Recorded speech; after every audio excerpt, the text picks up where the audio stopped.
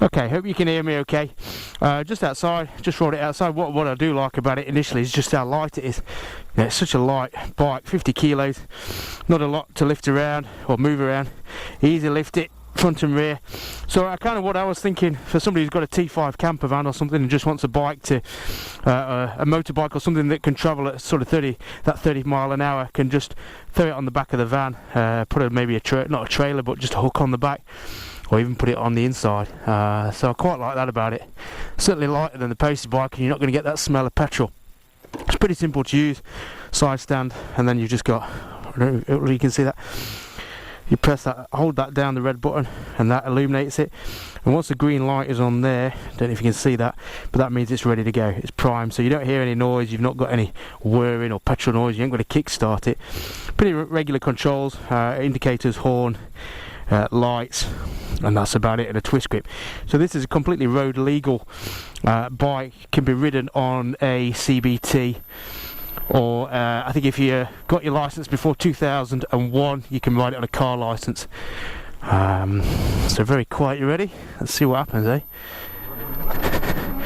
So it's pretty good surge, pretty quick instant surge, just a whir of the engine. Some of that will be tyre noise, some of that will be hub noise.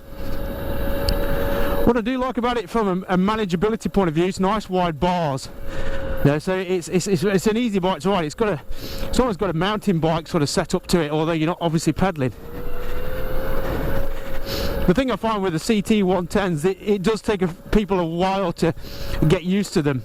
Obviously you've got the choke issue and getting that right, and then the gear changing, and some people can't get used to a centrifugal clutch very quickly. It's basically a gearbox without a clutch lever, and it takes people a while to get used to it. So we sat flat out at 27 miles an hour, so not 30, as UBCO sort of say in the book. I would have to check to see if there is some sort of function as to why it's only doing 27, not 30. And that's probably those 3 miles an hour, it's almost like 10%, isn't it? I tell you what, I get some funny looks. I was out in the village on it the other day, and I don't think people know what to make of it. It's an unusual looking bike, functional, aesthetically beautiful. No, you would certainly not say that, but certainly a functional bike, and that's what attracts me to it really as a usable machine, because it's got so much mounting points. You could easily strap things on the bike, you could easily go out for the day with a flask, and I think that's the whole purpose of it when farmers and other landowners are using it in that regard. Whether it's going to make a sort of road exploration bike, I'm not sure. Sat at 27 miles an hour is going to be painful if you wanted to go on a 90-mile road trip. I don't know about anybody else, but I grew up at 16. At 16 I was riding a Kawasaki AR50, which could only do 30 miles an hour. Whether that were restricted or not, I don't know, but 30 miles an hour was the absolute limit, and you used it to go to badminton or to tennis or something like that, or go and see your nan, but obviously you never used to go too far on it. It's just a very different experience to that. Back with the AR50, you've got obviously petrol and oil and choke and two-stroke and all the maintenance that goes with that. This is very different. This is just simply check your tyre pressures. You've got no chain to oil, no spark plug to change, no engine to rebuild. I think the battery warranty is, I'm going to get this wrong, but I think it's 2 years. But is it as involving to ride as an old petrol engine? No, clearly not. But I think as a jump on and play experience, which is what a lot of people are after these days, it does actually work. And just coming down here, if I'm trying to put myself in the mindset of a new rider who's come down to ride one of my bikes, this is a far easier process. Just to jump on this, twist and go. Whether at the end of the day they would say that they would have had as an exciting or a spirited a day's experience, I'm not sure, because with something like the Postie bike that you have to learn and get the sort of finesse down and the technique down, you've got the reward of improving as the day goes by. The fact that people can jump on these and pretty much do anything they want on them is maybe takes away some of that reward. Don't know. I certainly think if they could get them to do 35, 40 miles an hour, obviously that would mean you did have to have a bike licence, but that would turn it into a serious option, I think. I think that's what I kind of feel, you know, that it's great that UBCO, an unknown startup New Zealand company, have come out with technology like this, but it almost leaves you frustrated that companies like Honda didn't see the potential of electric bikes in this functional sense, this agricultural sense, which is pretty much where the CT came from in the first place. It was designed as a trail bike to be used by people who needed to explore the outback or the wild back roads of America and Colorado. So the UBCO is starting from the same underpinnings and the same reasoning as the CT110. So it's surprising that Honda have not seen the potential for something like this and invented their own all-electric utilitarian bike. I guess they've been too busy trying to sell rebadged Innovas as Super Cubs and doubling the price, I suppose. I'm quite cynical of Honda at the minute. Obviously a big passion for their older stuff, but the newer stuff, yeah, it's just not that imaginary. Yeah, flat out at 27. I have lost. I've lost 3 bars. Last night I meant to charge it fully. There was a few bars down it, and I plugged in the charger, but I don't think I twisted the connector, so it wasn't actually charging. So I've come to it today with about 7/10 of charge, which, if you go by their claimed figures, would get me somewhere in the region of sort of 60 miles, say, you know, 7/10 of 90 miles is somewhere in the region of 60 miles, which is more than enough. I do wonder how they configured that, though, because obviously there's a caveat when they give a range. The fact that you're almost always going to be riding this thing flat out at 27 miles per hour means that you're never going to get that top end figure. Maybe if you were just sort of roaming around a paddock at 18 miles an hour like this, then 90 miles is probably going to be achievable, but riding it on the road, I'm very hesitant to believe the 90-mile claim. Obviously the reservation with electric is that if you, like today, I'm going out to test a route or do a few lanes. If suddenly the range drops off, or I use a bit more power, or whatever happens, then I'm stranded. There's no way of getting back to base. There's no petrol station I can stop at. There's no way of charging this machine. So you have to be far more planned and scheduled, and almost hesitant than you would with a petrol engine. When I left Sydney on the Australian postal bike, I had nothing in place. I just had a bike, Converse trainers and some jeans, and I set off and I made it up as I went along. 9 months later, 23,000 miles, I made it to England. That trip simply would not be possible on an UBCO 2x2. It simply won't be possible on any electric bike for the time being. I think until they get a global standard or universal battery that you can just swap out at a battery station, I just don't see how those kind of trips are going to be possible. I did read that the Japanese Big Four are going to be coming up with a universal battery to fit Yamaha's, Kawasaki's, Honda's, Suzuki's, etc. And I think that will be a big step forward, but we certainly need a USB moment where everyone just simply agrees to work off the same battery supply. Whether that's possible, because whether you've got a Zero with the equivalent of 150 brake horsepower and an UBCO with the equivalent of 7 brake horsepower, how that would work in terms of battery size, latchings, locator pins and everything else, and maybe it's one of those, if you've got an UBCO with 7 brake horsepower equivalent, you get a battery pack that for a Zero would maybe give you 100 miles, but with an UBCO would give you 400 miles, and then you're really talking. I think that then is the future. I was thinking if this bike could do 45 miles an hour and have a range of 200 miles, you've got a serious game changer, I think, there. Because I came around the world. When I did a world trip, I was only doing 37 miles an hour. Oh. Thank you. Cheers. Thank you. And this is the big test for electric bikes, and my intrigue in them stems from this. It's the notion of bikes being antisocial.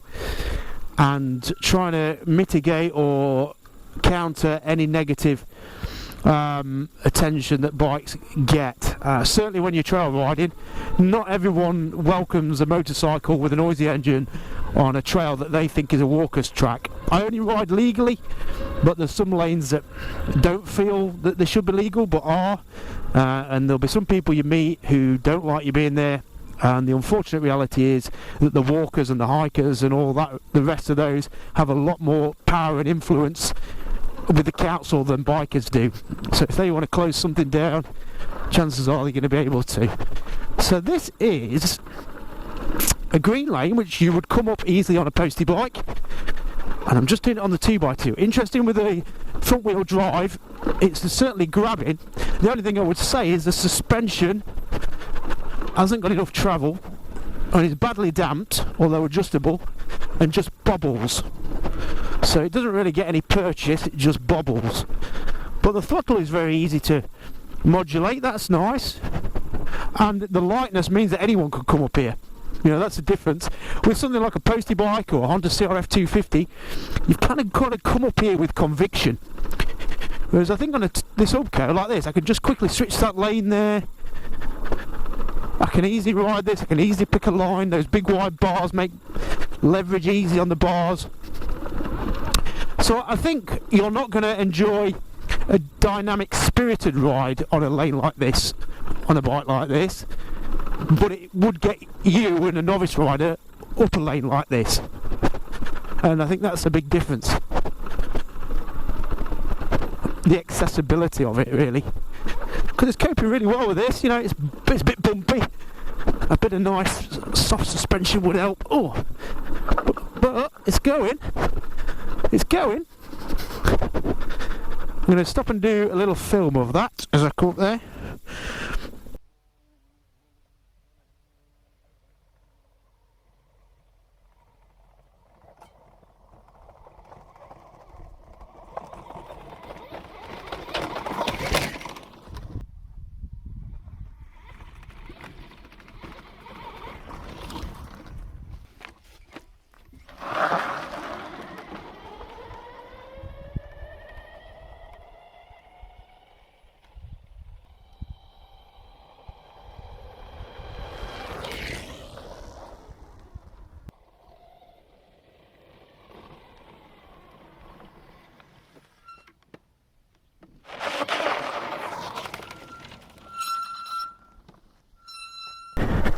Okay, as you might have seen from those clips, I'm only wearing Converse trainers and a pair of jeans, and I think that's what I love about these light, simple bikes, is that it allows you to dress down a little bit, and that to me makes motorcycling less of a chore.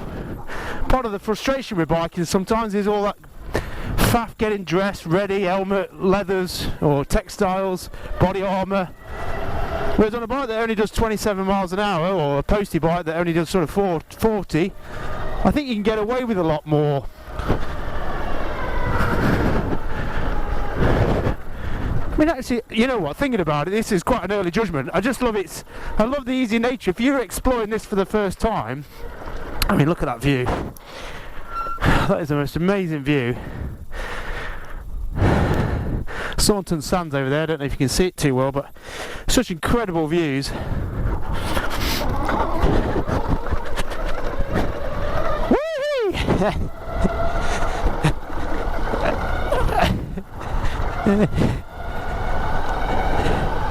I mean, I'm flat out now at 27.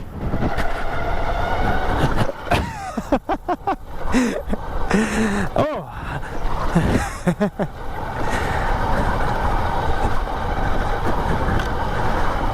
Tell you what, yeah, it's good fun. It is good fun.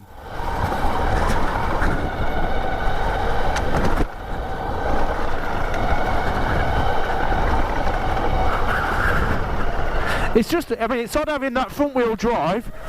That just changes the dynamic of the bike a little bit. Certainly when it's floating a bit on the bumpier stuff. But the rest of the time the bike is so predictable, easy to ride. When I'm stood up there, it's got a fairly decent standing position, a little bit cramped, but I don't think they designed it as a stood up trail bike. But we're bobbing along nicely. You know, if I was to meet a walker now, I'd just shut down. They think I'm on an electric mountain bike. And that is half the battle. Hello mate, you alright? Beautiful view. Yeah. Too good.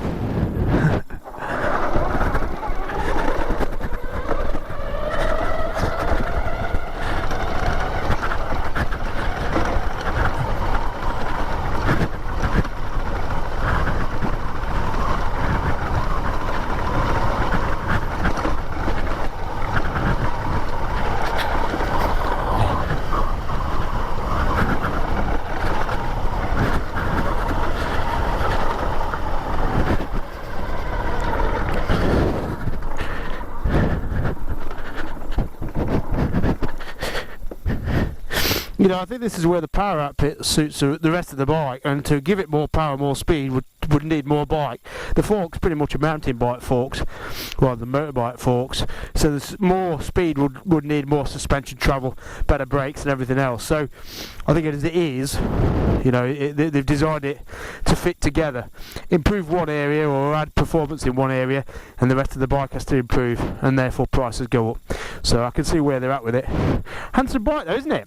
I mean, out here, it's like an alien's crash landed in North Devon, and this is the bike that the alien rides. Get a photo. Right, we're gonna head up, do some filming. I'm enjoying it.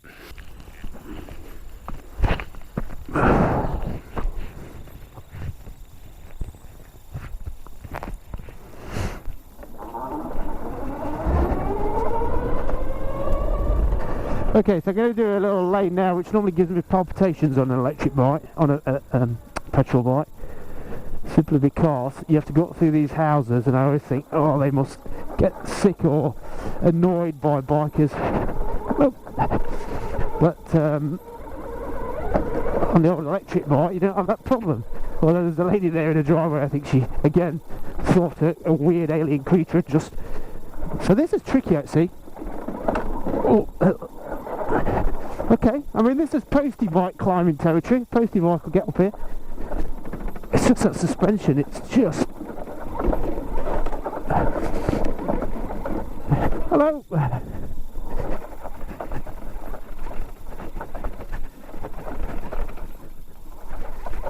Oh, problematic. It's... Oh.